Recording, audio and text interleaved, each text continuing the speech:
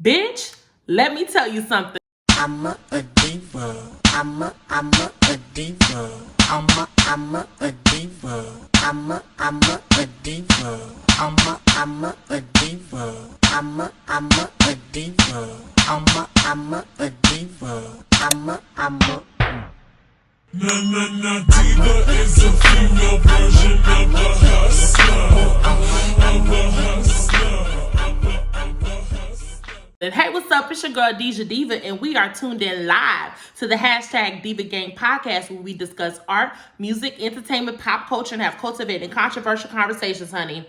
Now let's get straight into it. So, I have not made an episode since Lil Nas X. I've been just doing a lot of things, getting a lot of things done. The first of the month was 3 days ago. So, rent had to get paid, had to figure out how to pay it as a full-time content creator where I'm barely making any money. So, I'm very excited to be back with you guys.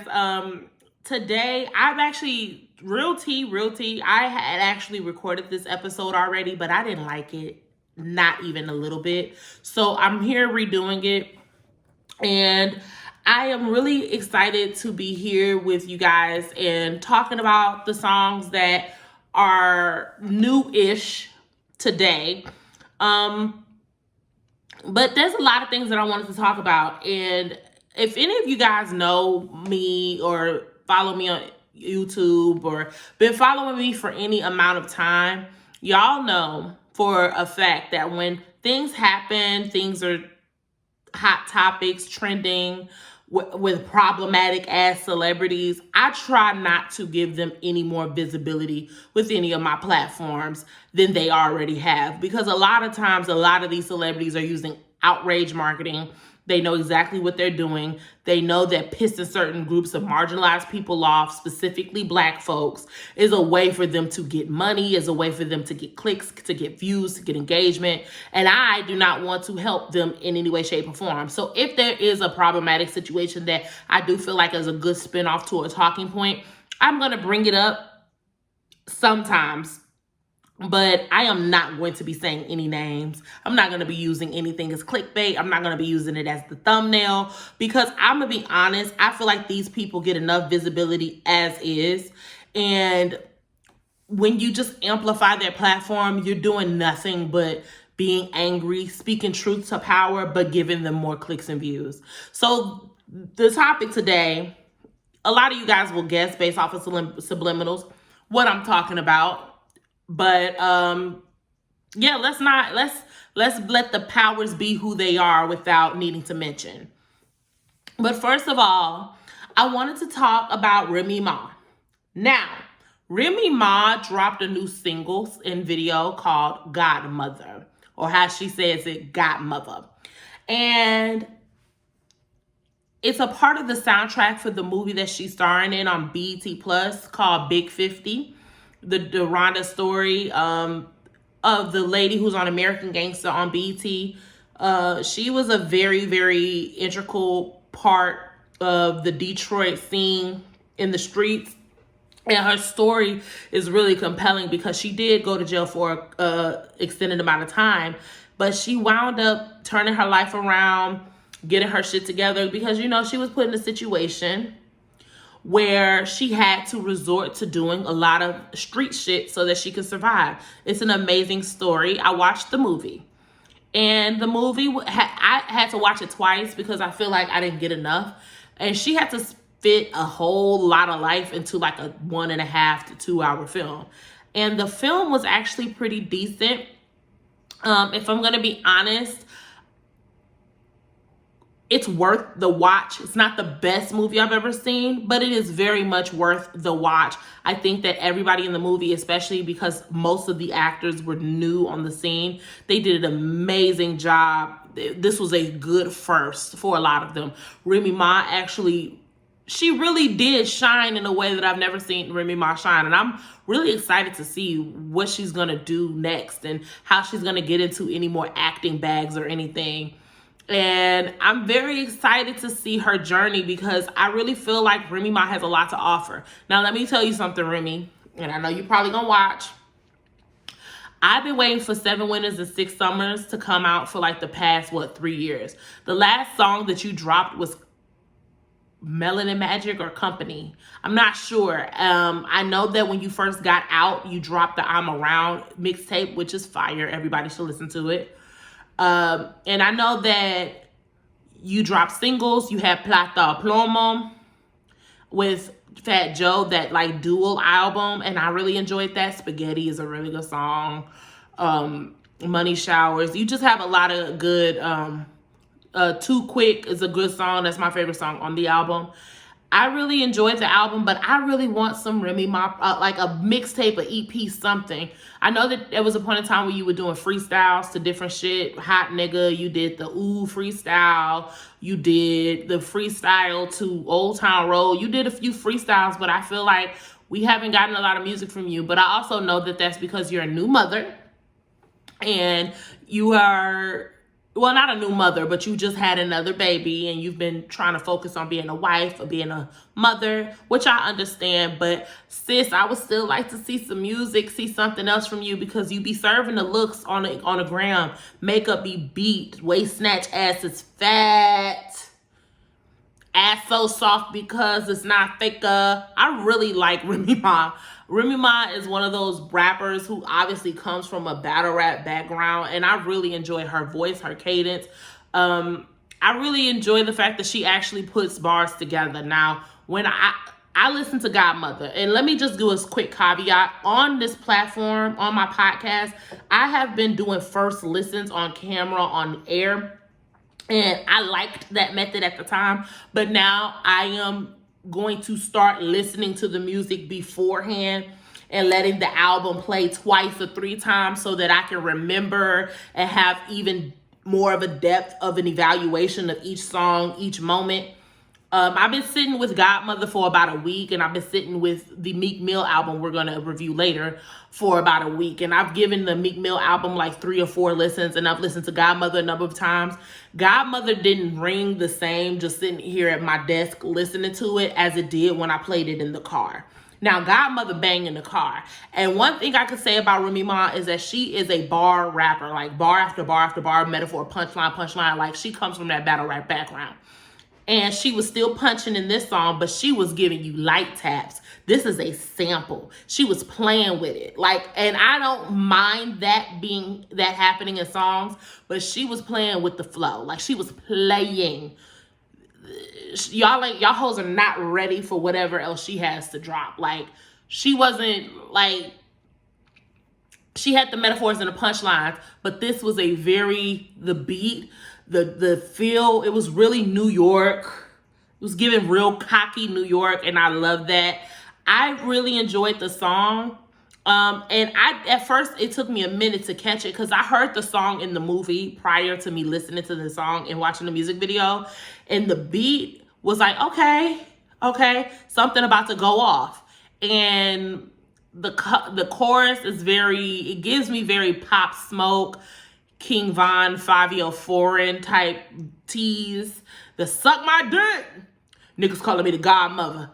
Chanel bag match the car color. Hey, and she looked beautiful in that red outfit in the music video. I enjoyed the song a lot. Do I think it's her best song? Do I think it's her most barsy? No, I don't. But I also think that was an intentional choice.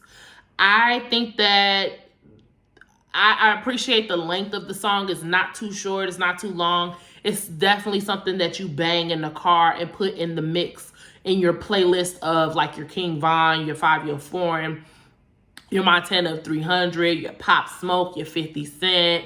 You put it in that type of mix. That's the type of mix you're trying to get into. Like kind of a drilly type Chicago versus New York type vibe. That's what it was giving me.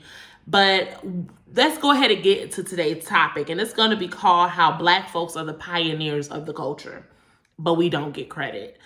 And the conversation, there was a recent music video with a very popular black female rapper. And the song was about men who are bad, who are raunchy, over the top, a little bit of a bad bad guy type tees, and all they had was black men as representation.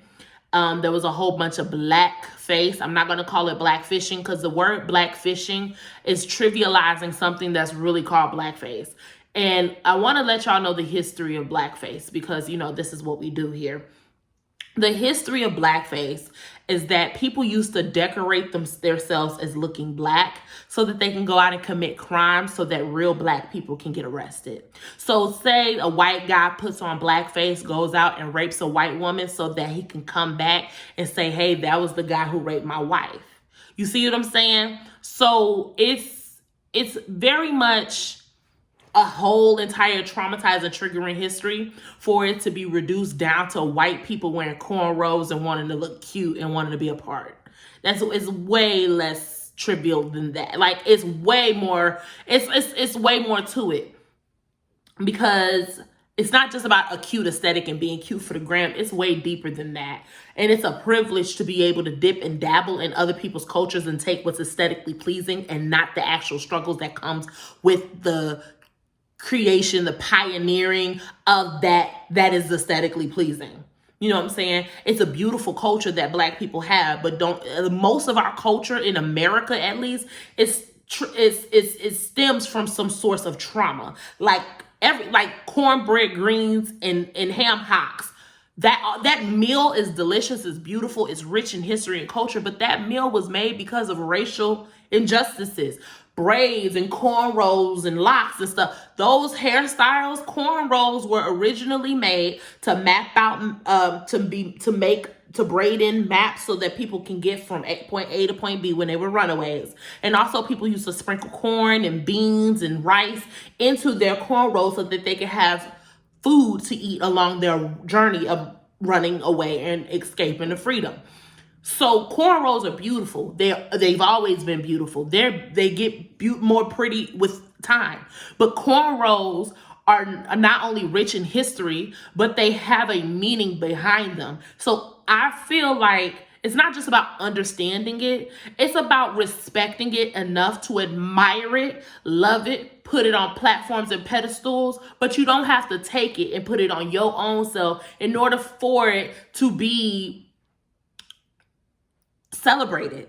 You know what I'm saying? So I feel like the reason why a lot of white folks do this, especially in the industry, everybody from your favorite family on E, a whole bunch of people take from black women, black culture, black queers, black trans folk, is because, first of all, we're just really creative. A lot of the things that we do are amazing. We created rock and roll, salsa, the guitar.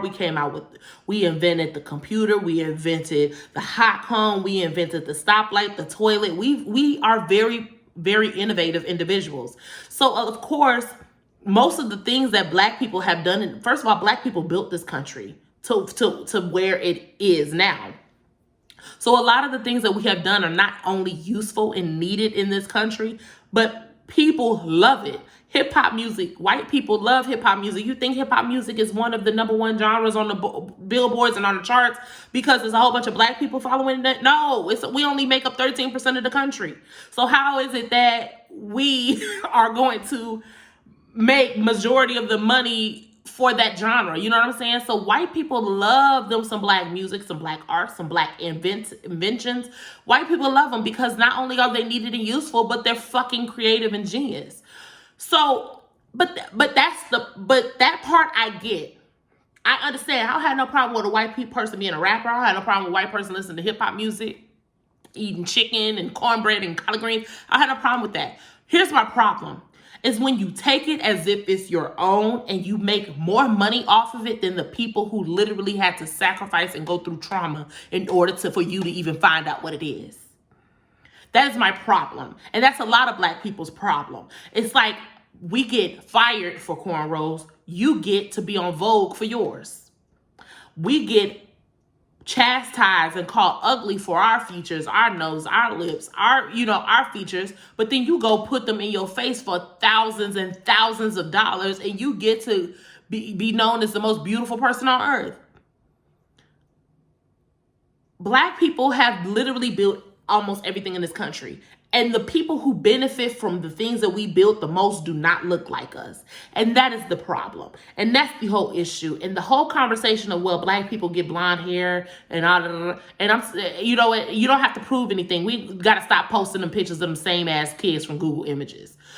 But it's a difference because a lot of black people have gotten fired for cornrows. So, of course, they're going to straighten their hair or put it in extensions or put in blonde hair. Because black folks have to assimilate to survive as opposed to white people appropriating so they can thrive. Everything of any culture, even black, Asian culture, all of these cultures, all of these other cultures, but I only specifically talk about black folks because that's the only experience that I have. But a whole lot of cultures are getting robbed by Europeans and taken and making more money than the people they took it from. And then a lot of times you guys don't even reference, y'all don't give credit, y'all don't even do the bare minimum, let alone be equitable and share the profits of something that you didn't create, you didn't come up with, that you made a lot of money and got a lot of fame off of. So yes, a lot of black people are going to be upset and they're going to be angry, and they have the right to be angry. And being a black woman on that song, Miss Sister Girl, and y'all know who I'm talking about, and you defending that, white people love a moment where a black person says some shit like that so that they can keep it in a pocket. Like, oh, this black person believes in this too. It's literally a scapegoat so that they can continue to be problematic and do problematic things that are detrimental to black creatives. Black creatives get stolen from all the time. 3/4 of Elvis's music is from motherfucking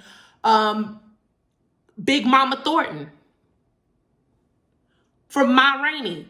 He stole so many songs from so many black women. So many dark-skinned, fat black women. Most of his repertoire. A whole lot of songs have been stolen. The Beatles used to steal music from black folks. A whole bunch of your favorite musicians, your favorite white kings of this and queens of that music, they used to steal so much music from black artists. Little Richard is one of the most stolen from artists of all time. He's never gotten his due diligence. He's never gotten his due credit. People be stealing from, I've seen people steal from Beyonce, and she's fucking Beyonce. People steal from all types of different people. So many different people in the black community, especially in the creative side, are getting stolen from. Some of your favorite European designers and some of your favorite fashion brands, fast fashion brands, some of your favorite websites that we both shop at be stealing so many ideas and designs from black designers. So the whole world gets to take from us, profit from our pain, our labor, and then we're getting yelled at for saying, hey, that's not right. We're getting shit on for saying, hey, that's not okay, that's not fair, that's not cool. We fighting back. And then it's motherfuckers like you that try to justify the shit, and you put us back 50 to 100 years, and you say, fuck all these other little people. Because you got your money in your platform. You've thrived off of desirability politics, even as a black woman. For you to go off and try to defend somebody who has obviously hurt a good portion of your fucking fan base. Most of your fans came from the black queers and black women signing titties. And y'all know who I'm talking about now. And I'm very upset because you gonna go on your whole radio show 2 years ago, get mad at another rapper for stealing our culture. For saying, black women, this is our culture. We let you in our culture. And then you go off and defend some shit like that. And also, I think that you just kicking a lot of shit up because you got a lot of personal things happening in your home. But that's a story for another day. That's a story for Patreon. By the way, get a $5, $10, $15, or $25 per month subscription. It's on my website, DijahDiva.com. Because we go deep, deep, deep, and I actually put out some names. But as a black independent artist myself, I've been stolen from from people that you were like, bitch, I know she didn't. You only got this many followers. How did she do that? A lot of people do it. The smaller your platform is, the better chances that people have to steal from you and get away with it. And it's definitely disheartening. It's upsetting, and it's annoying because when you try to defend yourself, people blow you off as if you're insane. You making shit up. You looking for clout. You being a bitch. You being a black bitter bitch. It's a problem for me because half of y'all, female rappers, female whatever, Madonnas, whatever the hell, half of y'all wouldn't have an aesthetic if it wasn't for black trans folk and black queer folk or black women. Half of y'all would not have an aesthetic. The makeup, the hair, the nails, the clothes. Most of y'all's aesthetics come from the black femme and black queer community. Period. People will always steal from us. Why? Because we are the shit. We are creative. We're innovative. We have created almost every genre of music, most of the musical instruments. We've invented so many things that make this country run so smooth. From the traffic light, the toilet, the clothes wringer, to the brush, what would this world do without black inventions? You go to Europe, you see all of them archways and all of the carvings and all of that shit. They got that from the Moorish people in Africa. Most of the museums in Europe, the most expensive museums, are stolen artifacts from Africa. Most of the diamonds and the phones and the iPhones and all of that other shit are minerals that are stolen from Africa. If it wasn't for black folk in this world, we would not have half of the inventions that we have now. We've innovated medicine. Henrietta Lacks, her cells were used over and over and over and over again to cure hundreds and hundreds and hundreds of diseases and thousands of people, and none of her family saw any money. Black people do a lot of labor for this country. We innovate. We literally make the world live in a new century, and we get nothing from it. And a lot of times today, the whole argument is that we're tired of it. We're tired of it. Black creatives, all of my black creatives, do your part and protect your intellectual property. Copyright it. Get signed statements, videotape everything, jot down everything. Protect your intellectual property. Stop going on Clubhouse and Twitter Spaces telling all of these execs and all these people your fucking ideas. When you get in these buildings, when you talking to these people, you trademark everything you say, you do, you wear, your dances. TikTok is a whole nother conversation for another podcast and Patreon. But TikTok, the only dancers that get platforms and become $1 million recording artists are the white ones that steal from the black kids on there. We see it over and over again. So trying to gaslight us as to that not being a pattern and it not happening is really fucked up. And this is what my platform is about. That's what the #Diva Gang podcast is about. It's about uplifting black creatives. That's always been my thing, especially with an emphasis on independent creatives, because independent creatives don't have a team to protect them. They don't have a team to help them get things off the ground. And it's a lot that we have to go through that people don't understand. On top of all of that, our shit being stolen from people who have millions and millions of followers more than us. There's celebrities that literally stalk small following pages, smaller platforms and smaller artists so that they can take their intellectual property and go run to the label and record it. Don't you know how many people I know that have been stolen from? Who people were like, oh, you only got 200 followers. Why would they follow you? You got an Android. Why would this A-list celebrity steal from you? Because it's easy to steal from people that you feel have nothing. So, yeah, a lot of y'all, it's the gaslighting for me. She was dead wrong for the music video, for the song, and for everything. And you know what? She was also dead wrong for the shit she was doing with the girl in the group that she was in. So don't act like white folk wearing cornrows and doing this and blackfishing is just mean and it's not nice and it's not appropriate. No, it's actually detrimental and harmful to entire groups of people. And if you don't see that, it's because you're not trying to see it. And if you think it's dramatic, that's because you're gaslighting. And that's all I have to say. Let's move on to the next topic. I saw on Instagram a lot of people having a conversation about the Meek Mill album.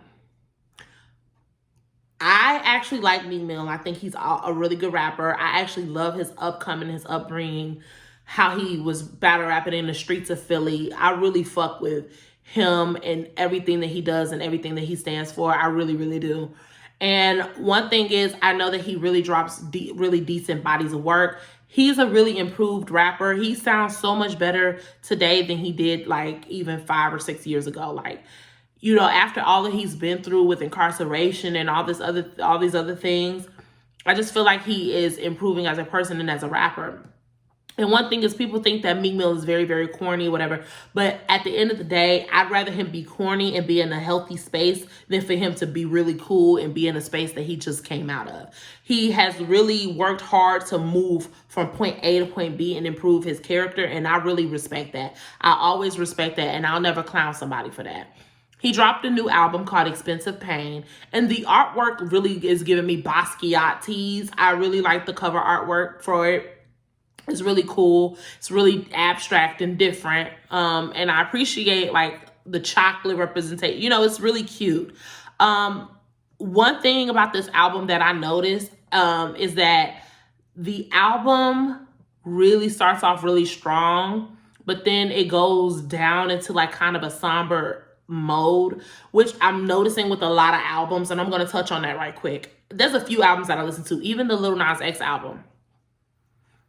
A lot of albums are starting to start with the bangers or the heavy hitters or the high energy music and then ending on a chill vibe. And I think that works, but a lot of albums are doing that because I think that they want the real listeners to get into the gist of the album and stay tuned to the end so that they can really get the true vulnerable side of them. But one thing about an album, and I'm going to say her name now, even though I just drug her a little bit and didn't say her name earlier, but this is the only album that come to mind.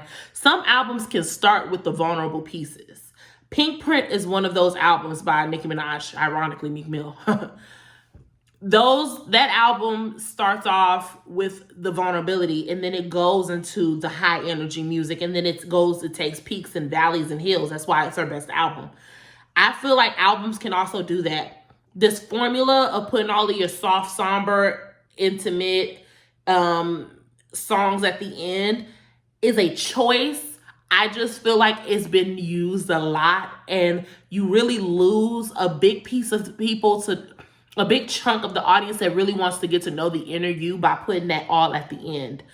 Also, that makes it seem like there's a drop in energy when it's not. It's just an exposure of like being vulnerable and moving. You know, it seems like a drop of energy, but in reality, it's not. But that's what it seems like when you put it at the end. I would have appreciated for this album if he had put the Cold Hearted Ill, the Angel song, the Love Money, the Blue Notes. If he had put those towards like the beginning and put those songs there and then had the rest of them like that, because I feel like the energy would have had a little bit more peaks and valleys as opposed to going like this. I'm not saying that the quality of the album took a downward slope. I'm just saying the energy of the album took a downward slope, took a somber slope, which is not a bad thing. I just wish that as far as sequencing, which is a very big thing for me or anybody listening to albums, the sequence is a big fucking deal.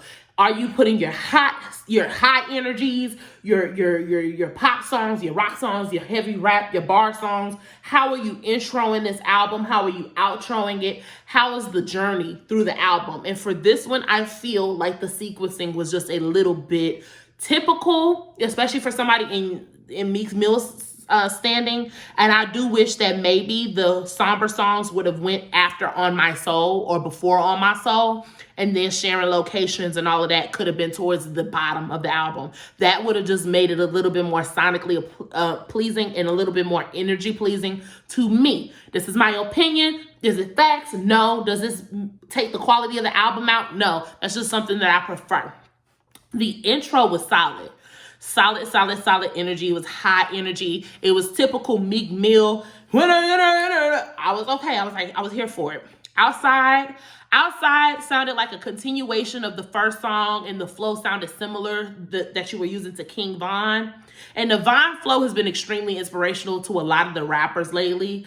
That drill sound, that Chicago drill is making a weird comeback right now. I'm hearing a lot of rappers take on that drill sound as of like 2 years ago. Even the New York people are starting to sound like they from Chicago. That's kind of what I was talking about with RemyMa earlier. I love that sound. However, I want to make sure that we're showing Chicago love if we're going to be using that type of technique. And I also want to make sure that if you're going to do the drill sound, you're doing it with intention and purpose, and not because it's going to boost that sound bite in the algorithm online because it's popular. Those are the two things that I want to make sure of. And the tempo, it was going on the third, and I was appreciating that. And the song had layers, and the outro gave it like two different vibes. The transition at the end of Outside was amazing. I like that song. On My Soul. On My Soul was cool. It was a vulnerable moment, but the auto-tune, I don't hate auto-tune, and I don't want my platform to be like a bitch like me hates auto-tune, because I always mention this. It was just a lot of it, and I just feel like Meek Mill, you are in a stage of your own. You are literally what J. Cole was talking about. You're big homie and little homie at once. You don't have to try to keep up with the little homie so that because you're solid. And I don't know if people are telling you this. You are solid. You are a solid rapper. But I just feel like that song, some of the songs were leaning towards you trying to keep up with the Joneses when you really could just, because Jay-Z don't give a fuck. Jay-Z raps with the different lyrical content matter, but he raps with the same type of flow, cadence, and attitude that he rapped when he was on Black Album and Blueprint. And, back Reasonable Doubt and American Gangster, like, he's been consistently giving us his flow, and his style has been consistent because he's just going to stick true to him, true to what the 90s era that he came out of, because people are going to respect him when he's on a track no matter how old he gets. I feel like you have that some as well. I just want you to be confident in that, because if you were, I feel like the choices that you made on My Soul wouldn't have been made. Even though I do not think it's a bad song. Also, I on my platform, let's just get into it. I don't think anybody just drops trash shit. I try to be very specific on the energy and the language that I'm using to describe music and review music, because people are sensitive about their shit, as they should be, and people work really hard on their music, especially independent artists and other, everybody's working hard on their music, and they're bearing their soul in their art.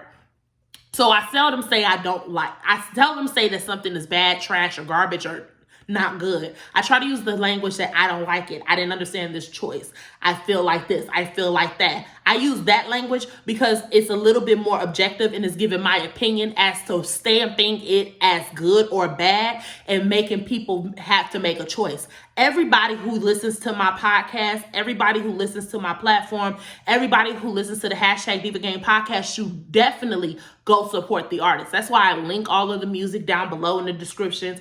Everybody should listen to yourself, and maybe we have similar opinions and maybe we don't. My opinion is not the end all be all, but I love talking about music. I love talking about how it makes me feel, the energy, the sounds, the cadences, the lyrics, the production. I love talking about sequencing. I love talking about music. So that's why this podcast is here. I love talking about film and art and all types of other shit and pop culture. And that's why this platform is here. So I'm never going to tell you to not listen to something.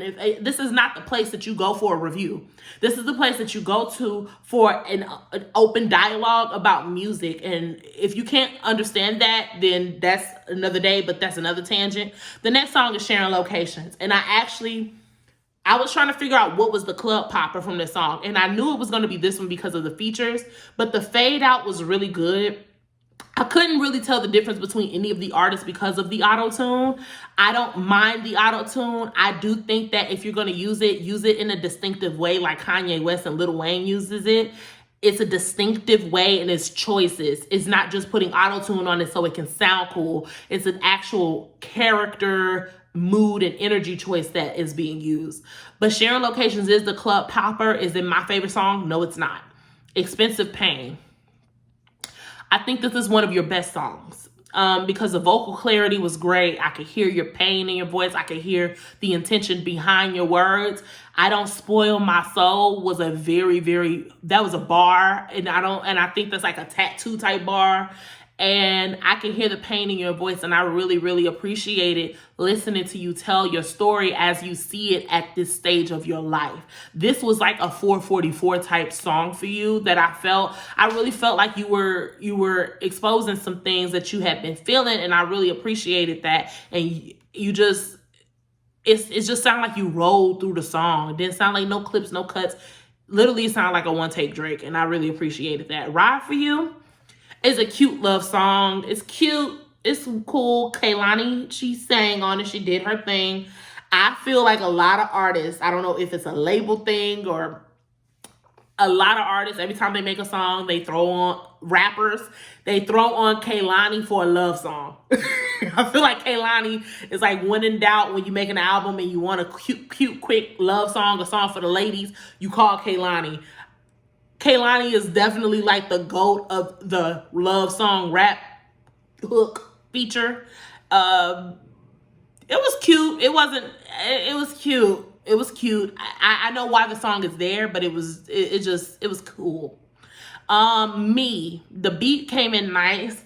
That beat was made for A$AP Ferg. A$AP Ferg really, really did a good job. A$AP Ferg is low-key underrated. He is one of my favorite rappers out of the A$AP mob. He's really cocky, gives New York. He's like the New York's E40. You know what I'm saying? And A$AP Ferg is really just, and I've seen him perform. He has a lot of energy, but he cuts the bars. He just has his punchlines ready, and he does what he needs to do, and he leaves. I hear the Bia inspiration from Lil Jon. I really liked it. There's a few songs that have done that lately. Bia off of Bia's mixed EP. If any of y'all heard Bia's EP, y'all need to go listen to it. It's actually really good replay value. Hot, the chorus was solid on the song Hot. The transitions are beginning to become better at this point of the album. Love Train was a cool song. North Side, South Side, the British rapper dude, that UK drill. It was another drill type song, but the chorus was cool. The British rapper guy, I want to get a little bit more into him because I've been seeing him pop up a lot lately. Maybe it's just me. Maybe he's been popping up, but just because I heard him. You know how you see somebody once and then you can't stop seeing them everywhere? That's kind of what he's been. We Slide was pretty cool. I like that song. I need to give Love Train and We Slide a second listen. The Tweaking song had that New York type of style, that New York type of beat, and I was here for it. Love Money, I have to give that another re-listen as well, but I think the song was pretty okay. I'm going to be honest, Love Train, We Slide, and Love Money were a little bit forgetful for me, and that's coming from a person who listened to this album 3 times, and yeah. I have to re-listen to those songs. Blue Notes 2, you were talking your shit. Blue Notes 2 had the best rapping on the entire album. I think that Blue Notes 2, Outside, and Expensive Pain had the best bars. You were really talking your shit, and I really enjoyed that song. Blue Notes 2 is also one of my other favorite songs. I love Me. Me is one of my favorites. Expensive Pain and Blue Notes 2. Angels, rest in peace to Little Snoop. You know, every single album, ever since he passed, you've always put in a little tidbit for Little Snoop, which I appreciate. And this was no different. And you have reverence for somebody that you really used to ride with. And I appreciate that. I really do. Cold Hearted Ill was a pretty good song. I do think that Angels and Cold Hearted Ill could have like kind of been one song with that transition. Halo with Brent Faiyaz. I haven't really gotten into Brent as much as I should have, but I really liked him on the song. He really, his voice was clear, not a whole lot of auto-tune. He was present, his energy was felt. And Flamers Flow, that song, that the last song on here was like, it tied a little bow on it, and it was very old school Meek Mill. See, the reason why the songs at the end were a little quick and forgettable for me was because I feel like those songs should have been squeezed up towards those songs should have came after the first two songs for me. So then they would have been a little bit less forgetful, and I would have been able to remember them just a little bit better. I really enjoyed the album for the most part. Is it your best body of work? No, it's not. I think Champions is. However, I really appreciate the intention behind this album. I do wish the rollout would have been better and the promo would have been better, because I feel like a lot of people didn't know that you dropped a new album, which is a problem because you're Meek the fuck Mill. But I really appreciate what you did in this body of work. I think that it's a fantastic body of work.